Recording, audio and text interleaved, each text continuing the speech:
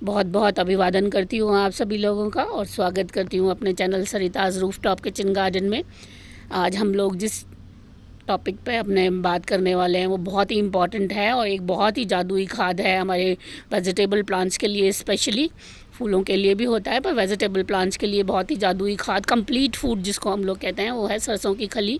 Mustard cake powder जो fertiliser है उसको लिक्विड फॉर्म में देना आज हम लोग सीखेंगे। तो वैसे तो गर्मियों के में बहुत तेज़ फर्टिलाइज़र माना जाता है ये, तो थोड़ा सा लाइट करके ही हम लोग इसको यूज़ करेंगे। तो सबसे पहले मैं अगर आपको सरसों की खली के बारे में बताऊं थोड़ी सी बातें, तो आप ये देखिए, ये जो वेस्ट बचता है ऑयल निकालने के बाद सरसों में से, तो उसको सरसों की खली मस्टर्ड केक पाउडर के नाम से हम लोग जानते हैं, जो कि बहुत ज़्यादा यूज़ किया जाता है हमारे जो किचन गार्डनिंग या खेती में जिसको हम कह सकते हैं, क्योंकि ये पूरी तरह से पूरा बैलेंस्ड मील माना जाता है हमारे प्लांट्स के लिए। इसको देने के बाद हमारे प्लांट्स की इम्यूनिटी सिस्टम या उनका जो बनना है प्लांट्स का वो बहुत ही मजबूत हो जाता है, क्योंकि इसमें प्रोटीन की मात्रा बहुत अच्छी होती है। और जैसा कि आप लोग जानते हैं प्रोटीन बिल्डिंग ब्लॉक होता है हमारे शरीर के लिए भी और प्लांट्स के शरीर के लिए भी, मान लीजिए।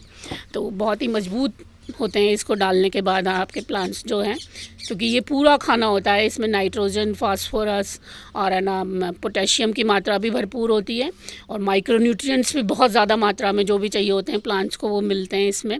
ऊपर से प्रोटीन भी होता है इसमें काफ़ी रिच।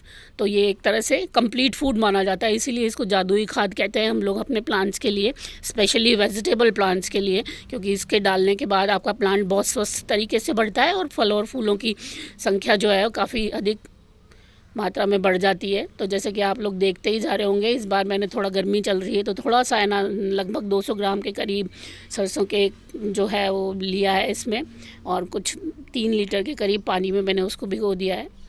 और ये एक ज़रूरी काम ज़रूर करें आप भिगोने के बाद, कि इसको है ना सुबह शाम आप हिलाते रहें।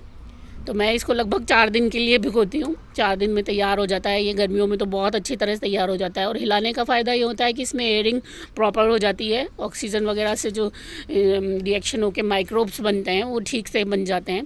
तो आपकी जो मिट्टी की जो न्यूट्रिशन लेने की क्षमता होती है, सोखने की क्षमता होती है प्लांट के लिए, प्लांट की जड़ों की जो क्षमता होती है वो भी बहुत ज़्यादा बढ़ जाती है अगर अच्छे से बना हुआ हो ये। तो ये इसको इस तरह से रोज़ सुबह शाम आप हिलाएँ ज़रूर, 2-3 बार दिन में, जब तक तैयार हो करें आप ये। और 3 या 4 दिन बहुत होते हैं गर्मियों में इसको भिगो के रखने में। बड़ी है ना तेज़ स्मेल होती है इसकी, कई बार बर्दाश्त नहीं होती। तो थोड़े दिन में तो खैर आदत पड़ जाएगी आप लोगों को भी, शुरू शुरू में पर बहुत ख़राब लगती है इसकी स्मेल जब हम लोग भिगोते हैं, पर बहुत ही यूज़फुल होती है, इसलिए काम बहुत आती है। आप चाहें तो इसको कंपोस्ट टी के साथ भी बना सकते हैं, सब्जी चीज़ें मिक्स करके, सर्दियों में जैसे मैं बनाती हूँ। पर आज पहली बार मैं इसको थोड़ा सा लाइट रखने के लिए अलग ही बना रही हूँ बिल्कुल। और ये देखिए 4 दिन में जब मैं ये पूरे तरह से तैयार हो जाती है, तो ये मेरी 15 लीटर की बाल्टी है, इसमें लगभग 1 ही लीटर मैंने मिलाया है। तो आप ये देखिए 15 गुना करके मैं इसको डाल रही हूँ। और बहुत ज़्यादा मैंने सरसों की खली भिगोई भी नहीं थी, थोड़ा लाइट रखना चाह रही हूँ मैं, क्योंकि कई बार प्लांट्स को जला भी देती है अगर ये बहुत ज़्यादा हो जाए तो। और लिक्विड फर्टिलाइज़र स्पेशली हम लोग जब देते हैं तो तुरंत उसको जो है प्लांट की जड़ें लेती हैं। तो अगर तेज़ हो गया तो हमारे पास कोई ऑप्शन नहीं होता उसको सुधारने का, एकदम से जल भी सकते हैं आपके प्लांट्स। तो इसलिए थोड़ा सा लाइट गर्मियों में रखें। मैं हमेशा बताती हूँ कि कोई भी फर्टिलाइज़र हो गर्मियों में थोड़ा लाइट ही रखें और स्लो रिलीज़ फॉर्म में दें तो ज़्यादा बेटर है। इसीलिए मैं हमेशा कहती हूँ कि सूखा फर्टिलाइज़र गर्मियों में दें, जो धीरे धीरे आपके है ना प्लांट्स लेते रहें। देखिए इसमें थोड़ा सा मैं ये बायो एंजाइम भी मिलाऊंगी, जो कि मैं अपने हर लिक्विड फर्टिलाइज़र में एसेंशियली मिलाती हूँ। इससे क्या है, माइक्रोब्स की जो संख्या है वो बढ़ जाती है और आपकी मिट्टी थोड़ी सी कंडीशनर भी हो जाती है। बड़ा अच्छा कंडीशनर होता है इन दोनों का मिक्सचर आपकी मिट्टी के लिए। तो वो प्लांट्स को बढ़ने के लिए, जड़ों को जो है न्यूट्रिशन ऑब्जर्व करने के लिए बहुत अच्छी एक है ना माहौल प्रदान करता है मिट्टी को। तो ये दोनों थोड़ा सा मैं ये भी इसमें मिक्स ज़रूर करूँगी। तो आप ये देख लो, मैंने 1 लीटर 15 लीटर की बाल्टी में डाला है अपने में, इतना लाइट रखा है मैंने इसको। और मैं अब सभी सब्जियों के अपने प्लांट्स में थोड़ा सा 10 ml के करीब मैंने इसमें ये मिलाया है बायो एंजाइम अपना। सभी सब्जियों के प्लांट्स में मैं इसको थोड़ा थोड़ा दे दूँगी। अगर मात्रा की बात करूं तो 12 इंच तक के अगर आपके पास पॉट हैं तो 200 ml बहुत होता है, 200 ml के करीब आप अपने पर प्लांट में दीजिए। और जैसे कि मेरे पास थोड़े बड़े पॉट्स हैं तो मैं ना इसको लगभग 400 ml से और आधा लीटर तक भी दे देती हूँ। अच्छा डाइल्यूट किया हुआ हो तो 18 से 20 इंच के जो गमले में है। और ये इसके साथ आपके प्लांट्स जो हैं वो इतने स्वस्थ होते हैं, धीरे धीरे अच्छे लहलहाते हुए दिखते हैं। और है ना, फ्रूट्स की मात्रा भी उसमें जो बढ़ जाती है, यील्ड आपकी बढ़ा देता है सरसों की खली। तो मैंने जैसे कि बताया इसमें सब कितने पूरी तरह से भर भर के इसमें न्यूट्रिशन होते हैं और बहुत तरह के, सभी तरह के न्यूट्रिशन आपको, कंप्लीट फूड होता है ये आपके प्लांट के लिए, कंप्लीट बैलेंस फूड जो कि प्लांट्स की सेहत को बहुत ही अच्छा कर देता है।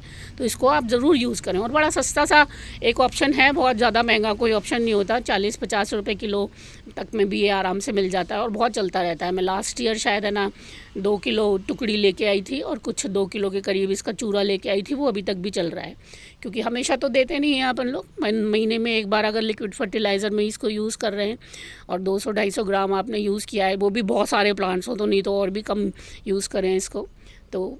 और इतना बढ़िया खाना मिल जाता है आपके प्लांट्स को, तो इससे बेहतर और क्या हो सकता है। अच्छा, पाउडर फॉर्म में भी हम इसको देते हैं जब पॉट्स तैयार करते हैं, उसी टाइम अगर आप अपनी मिट्टी में इसको मिलाते हैं 100 ग्राम के करीब हर प्लांट के लिए, या 50 ग्राम 100 ग्राम के करीब, तो है ना बड़े अच्छी कंडीशनर होती है आपकी मिट्टी में, बहुत अच्छा सा तैयार होती है आपकी मिट्टी, प्लांट्स को बढ़ने के लिए अच्छा माहौल देती है। और उसके बाद है ना, जो है ना फंगस की प्रॉब्लम, लोगों ने मुझसे पूछा सरसों की खली सूखी डालते हैं तो फंगस की प्रॉब्लम हो जाती है, ऐसा कुछ भी नहीं होता। आप अपनी सूखी मिट्टी में अगर इसको मिलाते हैं तो बल्कि बहुत अच्छा कंडीशनर होता है। और रूट रॉटिंग की प्रॉब्लम जो आपके प्लांट्स में बाद में होने लगती है, उसको भी ये रोक देता है, क्योंकि वो फंगस की वजह से ही होती है, ज़्यादा पानी देने की वजह से। तो उससे भी ये सरसों की खली लड़ने में बहुत हेल्प करती है आपके प्लांट्स को। तो एक तरह से तो बल्कि बहुत अच्छी है ये, कोई फंगस नहीं लगती। आप अगर प्लांट के ऊपर ऐसे ही चम्मच से डाल देंगे तो ज़रूर आए ना, ऊपर पड़े पड़े हवा के साथ रिएक्शन करके इसमें लगेगा कि वो तो नीम के एक फर्टिलाइज़र में भी लगने लग जाता है अगर ऐसा हो तो फंगल। तो उस तरह से ना दें आप इसको, गुड़ाई करके अच्छे से, थोड़ी हल्की सी, बस हल्की सी नमी हो मिट्टी में। अगर आप सूखा भी देना चाह रहे हैं, 1 आध चम्मच अपने प्लांट्स में मिलाते रहें। अदरवाइज़ लिक्विड फॉर्म में बहुत ही अच्छी फर्टिलाइज़र होती है ये, और ज़रूर आप इसका अपनी है ना प्लांट्स में प्रयोग करें। देखिए आप, ये मेरा जो ये मग है ये 400 ml का है लगभग, और मैं एक है ना मग दे रही हूँ अपने प्लांट्स में। इनमें 20-20 इंच के बराबर की मिट्टी आई है मेरे इन कट्टों में भी काफ़ी मिट्टी आई है।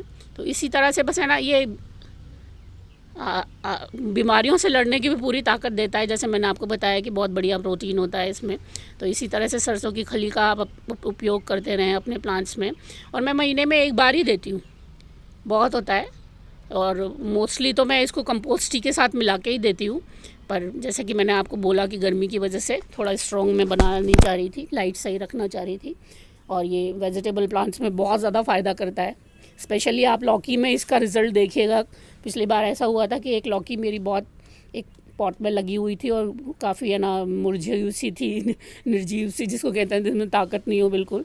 और मैंने फिर उसमें इसको यूज़ किया तो थोड़े दिन में ही मुझे लग रहा था कि वो उखाड़नी ही पड़ेगी, पर सब में डाल रही थी तो मैंने इसको भी डाल दिया था और इतना बढ़िया रिज़ल्ट था उसमें। फिर वो उसका इतना प्यारी बेल बनी हुई उसकी लौकी की और बहुत लहलाती हुई सी। तो मैंने देखा है ये ऐसी चीज़ें हैं जो बहुत, कई बार लोग कहते हैं बड़ी महंगी पड़ती है किचन गार्डनिंग, पर ये छोटी छोटी सी चीज़ें हैं जो बहुत महंगी भी नहीं होती और बहुत अच्छा आपका रिज़ल्ट क्रिएट करती है। सरसों की खली आप हमेशा रखें अगर किचन गार्डनिंग करते हैं तो, क्योंकि ये सब्ज़ी उगाने वालों के लिए तो वरदान की तरह ही होता है एक तरह से। तो हमेशा मैं इसको यूज़ करती हूँ। और जैसा कि मैंने आपको बताया, आज मैंने 200 ग्राम के करीब ही भिगोया था। 3-4 दिन पहले मैंने उसको 3-4 दिन रखती हूँ बस मैं गर्मियों में, और डाइल्यूट करके इसी तरह से मैं देती रहती हूँ। तो 3 लीटर में जैसे मैंने उसको भिगोया था तो 3 बाल्टी मेरी तैयार हो जाएंगी, और इतना तो मुझे चाहिए होता है अपनी सब्जियों के लिए, और सभी सब्जियों में मैं आज इसको दे दूँगी इसी तरह से। और आप देखना इसका अच्छा रिज़ल्ट होता है। आप अपने प्लांट्स पे चेक कीजिएगा, खुद आप ट्राई करके देख के फिर देखिएगा। पर ये ज़रूर मैं बार बार आपको बोलती हूँ कि गर्मियों में आप इसको रखें बिल्कुल लाइट ही, क्योंकि ये बहुत स्ट्रॉन्ग अपने तासीर रखता है और आपके प्लांट्स को नुकसान पहुँचा सकता है। तो इसलिए ना आप थोड़ा सा इसको नरम ही रखें, हम कम तेज़ बनाएं, मेरा कहने का मतलब है। और इसी तरह से अपने प्लांट्स में इसका पूरा फ़ायदा लें। उम्मीद करती हूँ आप लोगों को पसंद आया होगा। बहुत ही आसान है देखने, मैंने इसीलिए तो आपको प्रोसेस भी दिखाया है कि किस तरह से हम लोग इसको दे सकते हैं। फ़ायदा उठाइए ज़रूर, दीजिए अपने प्लांट्स में सरसों की खली को, और बहुत तेज़ गर्मियों में मत दीजिएगा। धन्यवाद, नमस्कार।